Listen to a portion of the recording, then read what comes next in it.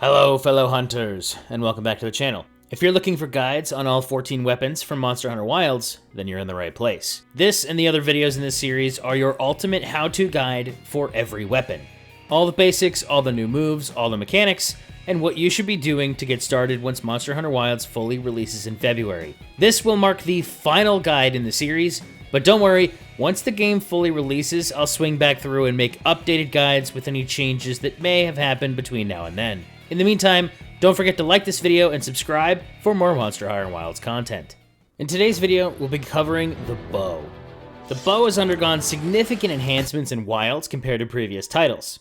It's now focused more on refined mechanics and new features that elevate the versatility and strategic depth. These changes provide a more dynamic and engaging experience for hunters, emphasizing improved mobility, precision, and a more streamlined approach to managing your resources. It's ideal for players who enjoy the flexibility to play at range or up close, while delivering a steady stream of damage.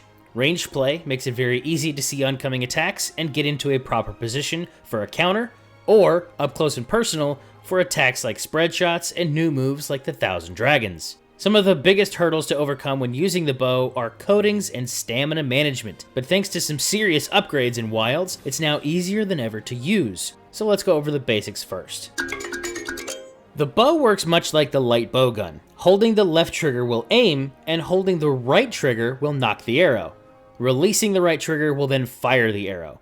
Holding the right trigger down will charge the shot up to 3 levels. With each level increasing the number of arrows you're shooting, the damage each arrow does, and the potency of any applied status effects. There is also a 4th level, but you can only get there through the Mighty Bow skill. There are multiple ways to get to the 3rd charge level without having to sit there and hold the charge at each step. Firstly, using the charged shot in rapid succession will quickly increase you to level 3. A more efficient way, however, is to use the charging sidestep. This special bow dodge not only builds you to level 3 extremely quickly, but will also help you to maintain the charge level longer. In previous games, this was also known as bow dancing.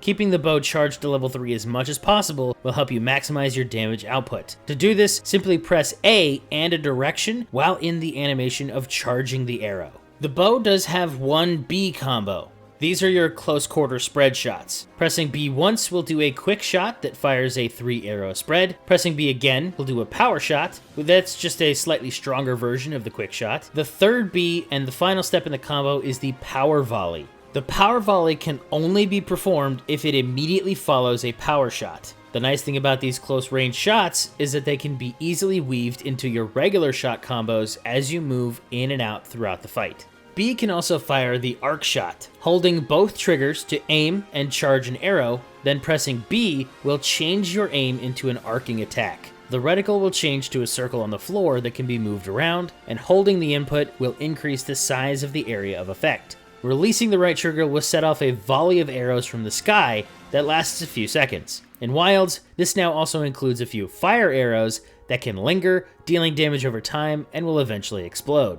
The bow's signature move is the highly satisfying Dragon Piercer. Pressing Y and B will have you drag an extra large arrow across the floor to set it ablaze, and then fire it off in one huge explosion. This is particularly effective against monsters with weak points along their body, as this shot can pierce through multiple parts, dealing damage to each segment it passes through. Distance plays a very large role for the bow, and being in the optimal range will have you deal the maximum amount of damage. This is referred to as the critical distance. To identify the critical distance, look for the visual cue on your reticle. When in optimal range, a second orange ring will appear around your reticle. When out of this range, the effect will disappear. Keep in mind, the critical distance can vary depending on the type of bow and the type of arrow you're using. Arrows can be equipped with different coatings to exploit weaknesses, increase damage, or apply status effects. Your options for coatings are power, close range, piercing, poison, paralysis, sleep, blast, and exhaust. Using these coatings can help you tailor your fight depending on the type of monster you're facing. You can scroll through the coating wheel just like swapping ammo on the bowguns, and then press Y to equip or unequip a coating. In previous titles, the coating system was somewhat of a hassle. It required you to craft the amount of coatings you wanted to bring with you on a hunt. However, if you ran out, that was it. But in Wilds, you now have the trick arrow gauge. The trick arrow gauge was designed to replace the old coding system. This gauge fills up through various actions, such as landing successful attacks or special dodges. Each successful action incrementally fills the gauge, which is divided into sections. Each segment represents a unit of energy that you can spend. One section will equip 8 arrow coatings. You can still equip coatings without a full section, however you won't get the full 8 arrows. Probably the biggest addition to the bow moveset is the discerning dodge. This is a perfect dodge performed in place of the charging sidestep if performed right as you're about to be hit by an attack. Not only does this allow you to jump straight to a level 3 charge, but also grants you trick arrow gauge energy and fully replenishes your stamina. A new spread shot was added in Wilds called the 1,000 Dragons. This loads multiple arrows at once, then fires a high damage spread, which is very effective when at close range. To load this shot, hold the left trigger, then press the right trigger, Y and B together. Another type of arrow, and a massive mechanical change to the bow, is the addition of the tracer arrow. This fires one arrow that acts as a homing beacon for your next few shots. When holding a charged shot, pressing X will load a tracer arrow. As long as you are aimed somewhat in the direction of the monster, your follow-up shots will track to this tracer arrow. While the tracer arrow is on the field, all of your follow-up shots are boosted to level 3, regardless of your charge level. That is all follow-up shots, including things like the 1,000 Dragons and the Dragon Piercer. You'll need Trick Arrow Gauge to use a Tracer Arrow, but as long as you continue to attack, or even just hold a charged shot, you will regain gauge energy very quickly. Another bonus to the Tracer Arrow is that it improves your critical distance. When firing at a Tracer Arrow, you can continue to land critical shots, even when well outside of the optimal range.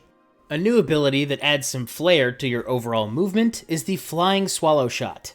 While in the middle of a charging sidestep, you can add a directional input and press Y. This will have you fire off a jump shot in any direction. This can be used to dodge cancel, and can be used to extend the distance of your dodge, but it will reset your charge level.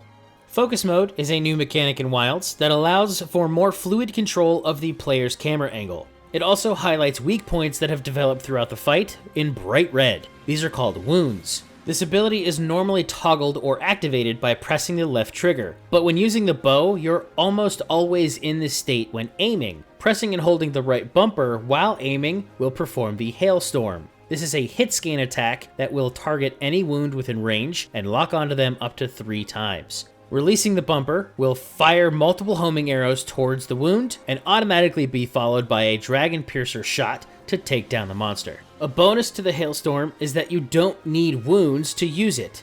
Tracer arrows as well as the fire arrows from the arc shot can all be targeted exactly like wounds. However, the only difference is that the automatic Dragon Piercer follow-up is specific to locking on and breaking a wound. All the weapons in Wilds received unique mounted finisher animations. Accumulating enough aerial damage will cause you to leap onto the monster's back. Pressing either Y or B will have you use light and medium attacks to create a wound. Then pressing the right bumper will have you fire an arrow into the wound and flip off, firing a second arrow into the first and leading to a topple. Even though the bow is fairly easy to learn, there are a few extra tips that will help you elevate your gameplay to become a more efficient hunter. For shorter damage windows where you don't have the time to charge up a full Dragon Piercer shot, but you want to sneak in some extra damage, you can add a Dragon Piercer shot to the end of the combo to perform an instant Dragon Piercer. This is a slightly modified version of the attack that does slightly less damage, but is much faster, cutting down on that charge time by almost 50%. Lastly, there are multiple recovery animations after the majority of the bow's charged attacks. These can take time away from dealing damage and leave you vulnerable to attack. The charging sidestep is a great way to cancel a lot of these animations. For example, after firing a Dragon Piercer and then immediately following up with a charging sidestep, you can almost completely remove the ending animation. Learning how to animation cancel will prevent a lot of downtime and significantly improve those speed runs. TLDR guys, shoot, dodge, repeat.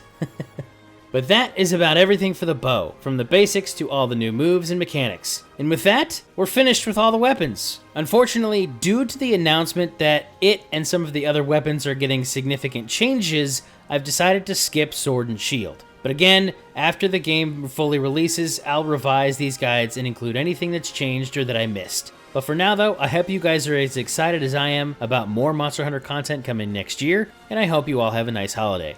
Thank you all for watching, and I'll catch you all in the next one. Wolf, out!